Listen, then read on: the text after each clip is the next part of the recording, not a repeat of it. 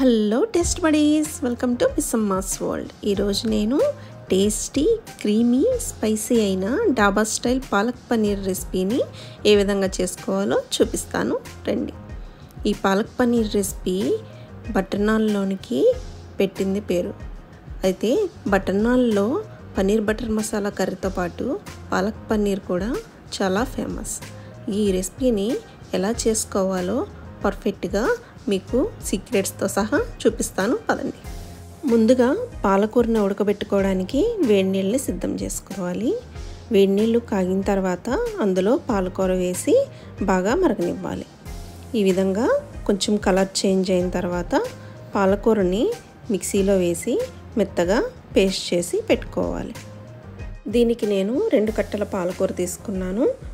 మెత్తగా పేస్ట్లా చేసుకోవాలి. ఈ విధంగా పాలకూరలో ఎటువంటి కలపాల్సిన అవసరం లేదు. తర్వాత ప్యాన్ తీసుకొని 2 స్పూన్స్ ఆయిల్ వేసుకోవాలి.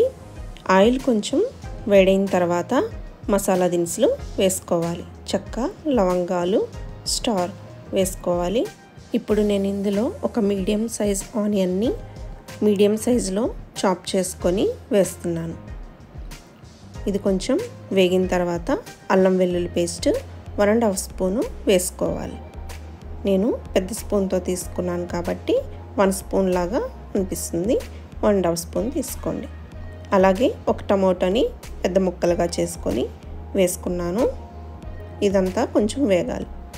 అడుగంటకుండా వీటిని తిప్పుతూ ఉండాలి. తర్వాత నేను ఇందులోకి కొంచెం సాల్ట్ యాడ్ చేస్తున్నాను. సాల్ట్ యాడ్ చేస్తే తొందరగా మగ్గుతాయి. ఇందులో ఒక 15 వరకు బాదం వేశాను. జీడిపప్పు ఉంటే మీరు జీడిపప్పు కూడా వేసుకోండి.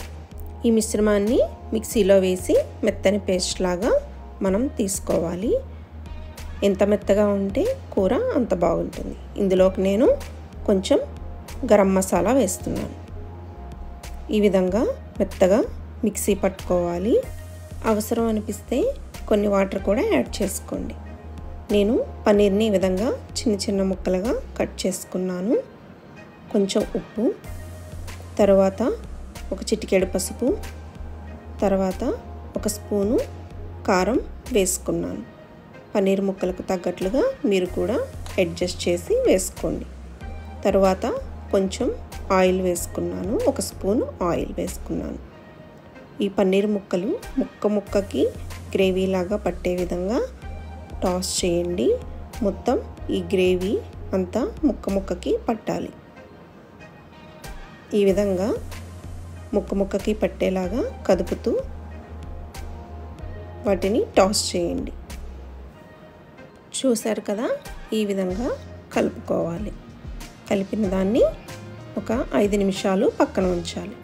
తర్వాత ఒక పెనం తీసుకొని ఒక 1.5 స్పూను ఆయిల్ యాడ్ చేశాను.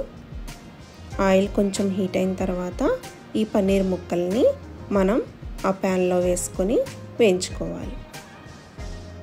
ముక్క నలగకుండా చూసుకోండి, కదుపుతూ ఉండండి. అలాగే ముక్క చీలిపోకుండా జాగ్రత్త పడండి. 2 వైపులా వేగే విధంగా చూసుకోండి. ఎక్కువ మాడిపోకుండా వేయించుకోవాలి ఈ పన్నీర్ని. చూసారు కదా, చక్కగా అన్ని వైపులా వేగే విధంగా ఈ విధంగా టాస్ చేసుకుంటూ వేయించండి. దగ్గరే ఉండి వేయించాలి. చక్కగా వేగిన తర్వాత ఒక బౌల్లోకి తీసుకుందాం. చూసారు కదా, ఈ విధంగా వేగాలి. మరీ ఎక్కువ వేయించకూడదు.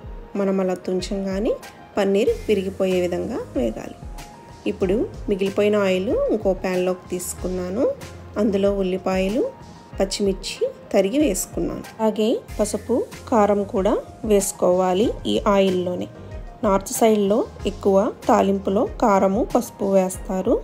అలాగే మనం ఆనియన్ ముక్కలు గ్రేవీ కాకుండా విడిగా ఇలా వేయించుకొని వేసుకుంటే అది గ్రేవీలో తగులుతూ నోటికి కమ్మదనాన్ని, మంచి రుచిని ఇస్తాయి. ఎక్కువ డాబాల్లో ఈ విధంగానే ప్రొసీజర్ని ఫాలో అవుతారు.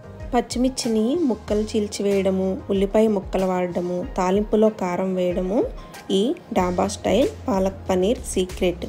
ఎందుకంటే ఉట్టి పేస్ట్నే మనం వాడతాం, మళ్ళీ తాలింపులో ముక్కల్ని వేయం. అది డాబాలో అయితే మళ్ళీ ఈ ముక్కల్ని కట్ చేసుకొని ఉల్లిపాయల్ని పచ్చిమిర్చిని వేస్తారు. అవి ప్రతి బైట్లోనూ తగులుతూ టేస్ట్ని ఇంకొంచెం ఎక్కువ చేస్తాయి. అలాగే మనం ముందుగానే సిద్ధం చేసి పెట్టుకున్న పాలకూర పేస్టు, ఉల్లిపాయ పేస్ట్ని వేసి అడుగంటకుండా కలుపుతూ ఉండాలి. కొంచెం ఉప్పు యాడ్ చేయాలి. ఇప్పుడు పన్నీర్ ముక్కలను కూడా యాడ్ చేసుకుందాం. గ్రేవీ పన్నీర్ ముక్కకి పట్టే విధంగా కలుపుకోండి. అలాగే కొన్ని వాటర్ యాడ్ చేసుకోండి.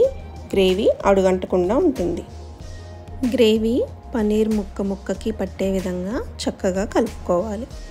తర్వాత 5 నిమిషాలు మూత వేసి ఉంచి మరలా కలుపుకోవాలి. చూసారుగా ఎంతో చక్కగా స్పైసీగా మరియు జ్యూసీగా ఉన్నటువంటి డాబా స్టైల్ పాలక్ పన్నీర్ కర్రీ సిద్ధమవుతుంది. లాస్ట్లో మనం క్రీమ్ వేసుకోవాలి. కొంచెం కొత్తిమీర చల్లుకోవాలి. నేను 2 రోజుల ముందు నుంచి పాలపైన మీగడ కలెక్ట్ చేసి క్రీమ్గా చేసుకున్నాను. అంతేనండి, డాబా స్టైల్ పాలక్ పన్నీర్ కర్రీ సిద్ధమైనట్లే. ఇప్పుడు దాన్ని సర్వ్ చేసుకుందాం. ఈ పాలక్ పన్నీర్ కర్రీని వేడి వేడి బటర్ నాన్తో మనం తిన్నట్లయితే మనకి వెంటనే స్వర్గాన్ని చూసిన అనుభూతి కలుగుతుంది. నేను కూడా ఆ రోజు ట్రై చేశాను. చాలా బాగా వచ్చింది. ముద్దకి ముక్కకి ఉల్లిపాయ ముక్క, మిర్చి ముక్క తగులుతూ చాలా స్పైసీగా అండ్ జ్యూసీగా క్రీమీగా అనిపించింది. ప్రతి ముక్కకి నేను ఆస్వాదిస్తూ టేస్ట్ చేశాను. మీరు కూడా ఈ పన్నీర్ కర్రీని ఒకసారి ట్రై చేయండి. నేను చెప్పిన కొలతలతో ట్రై చేసి ఎలా వచ్చిందో నాకు కమెంట్ సెక్షన్లో కమెంట్ చేయండి. వంట చేసేటప్పుడు ఎట్టి పరిస్థితుల్లోనూ కూరని అడుగంటకుండా చూసుకోండి. అలాగే ఉప్పు కారాలు మీ టేస్ట్కు తగ్గట్టు వేసుకొని ట్రై చేయండి. కమ్మగా ఉండేటటువంటి డాబా స్టైల్ పాలక్ పన్నీర్ కర్రీ ఎంత బాగా వచ్చిందనేది మీరు కూడా అనుభూతి చెందుతారు. నెక్స్ట్ వీడియోలో కొత్తిమీర పచ్చడిని అప్లోడ్ చేస్తాను. మరిన్ని ఇంట్రెస్టింగ్ ఫుడ్ వీడియోస్ కోసం నా ఛానల్ని ఫాలో అవ్వండి.